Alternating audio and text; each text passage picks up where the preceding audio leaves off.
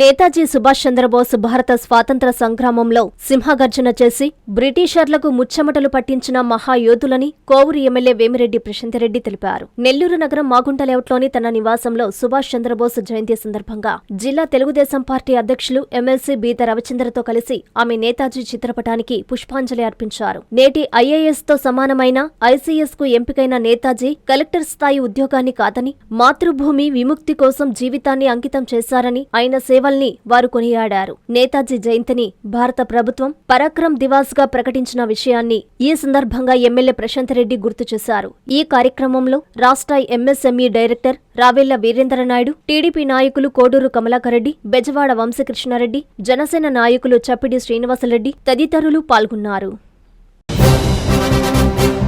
జన్మదిన శుభాకాంక్షలు. రాష్ట్ర విద్యా వ్యవస్థలో వినూత్న మార్పులకు శ్రీకారం చుడుతూ తండ్రి బాటలో నడుస్తూ రాష్ట్రాభివృద్ధికి అహర్నిశలు కృషి చేస్తూ కార్యకర్తల సంక్షేమమే లక్ష్యంగా, రాష్ట్రాభివృద్ధే లక్ష్యంగా, పార్టీ బలోపేతమే ధ్యేయంగా పనిచేస్తున్న మా young and dynamic leader IT మరియు విద్యాశాఖ మాధ్యులు శ్రీ నారా లోకేష్ గారికి జన్మదిన శుభాకాంక్షలు. మీ పోట్లూరి రామకృష్ణ, కార్పొరేటర్, 47వ డివిజన్, నెల్లూరు సిటీ.